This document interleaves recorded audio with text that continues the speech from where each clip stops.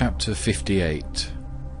Of deeper matters and God's hidden judgments which are not to be inquired into.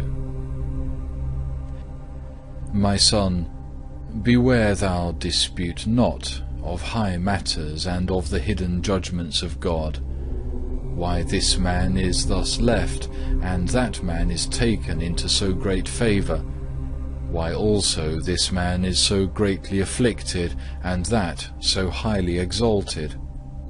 These things pass all man's power of judging, neither may any reasoning or disputation have power to search out the divine judgments. When therefore the enemy suggesteth these things to thee, or when any curious people ask such questions, answer with that word of the prophet, Just art thou, O Lord, and true is thy judgment. Psalm 119, verse 137. And with this the judgments of the Lord are true and righteous altogether. Psalm 19, verse 9. My judgments are to be feared, not to be disputed on, because they are incomprehensible to human understanding. And be not given to inquire or dispute about the merits of the saints, which is holier than another, or which is the greater in the kingdom of heaven. Such questions often beget useless strifes and contentions. They also nourish pride and vain glory, whence envyings and dissensions arise, while one man arrogantly endeavoureth to exalt one saint, and another another. But to wish to know and search out such things bringeth no fruit, but it rather displeaseth the saints. For I am not the God of confusion, but of peace. Corinthians 14, verse 33.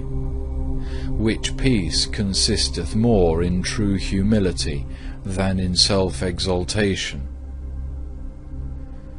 Some are drawn by zeal of love to greater affection to these saints or those, but this is human affection rather than divine. I am he who made all the saints. I gave them grace. I brought them glory. I know the merits of every one. I prevented them with the blessings of my goodness. Psalm 21, verse 3. I foreknew my beloved ones from everlasting. I chose them out of the world. John 15, verse 19. They did not choose me. I called them by my grace, drew them by my mercy, led them on through sundry temptations. I poured mighty consolations upon them. I gave them perseverance. I crowned their patience. I acknowledge the first and the last. I embrace all with inestimable love. I am to be praised in all my saints. I am to be blessed above all things, and to be honoured in every one whom I have so gloriously exalted and predestined, without any preceding merits of their own. He therefore that shall despise one of the least of these my people honoureth not the great, because I made both small and great. Wisdom 6, verse 8. And he who speaketh against any of my saints speaketh against me, and against all others in the kingdom of heaven. They are all one through the bond of charity.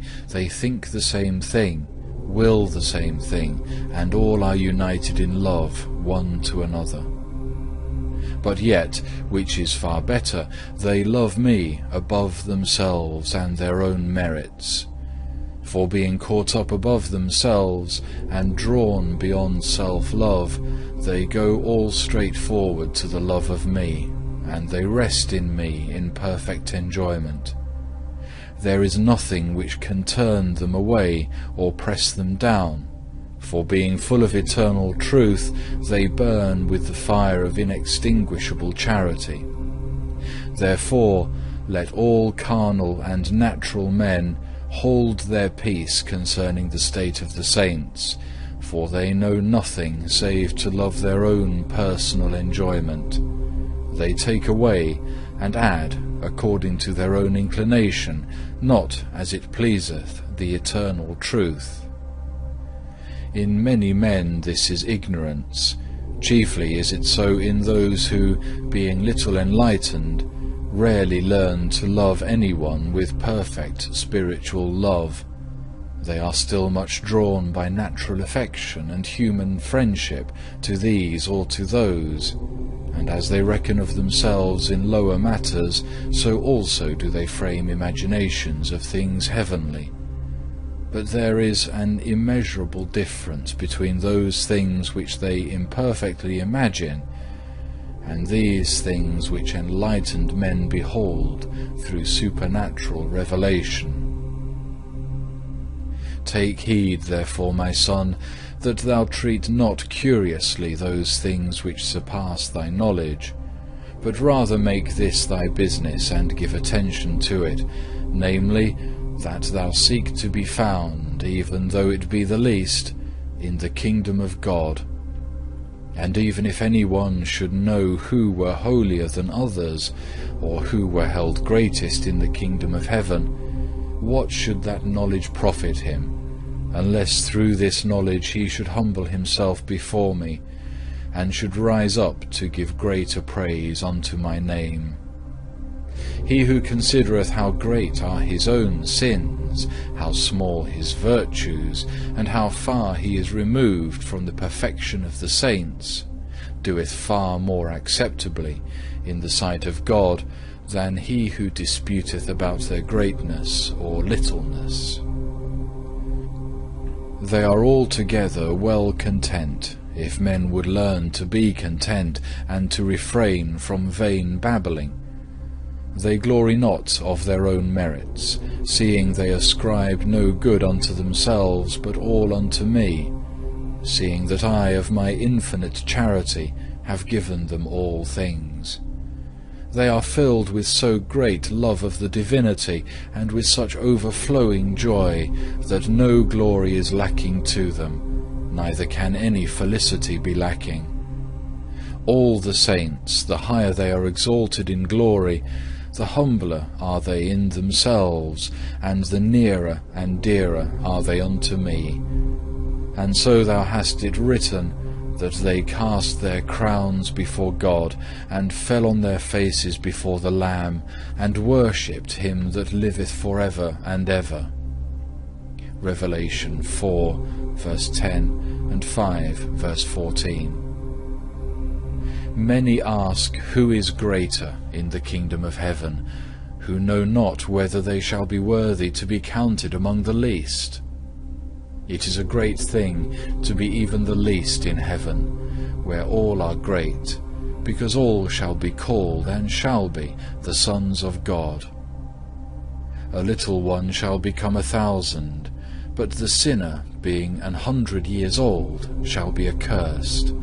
For when the disciples asked who should be the greatest in the kingdom of heaven, they received no answer than this: Except ye be converted and become as little children, ye shall not enter into the kingdom of heaven. But whosoever shall humble himself as this little child, the same shall be greatest in the kingdom of heaven.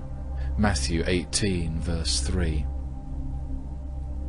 Woe unto them who disdain to humble themselves willingly with the little children, for the low gate of the kingdom of heaven will not suffer them to enter in. Woe also to them who are rich, who have their consolation here. Philippians 2, verse 21. Because whilst the poor enter into the kingdom of heaven, they shall stand lamenting without. Rejoice, ye humble, and exult, ye poor, for yours is the kingdom of God, if only ye walk in the truth.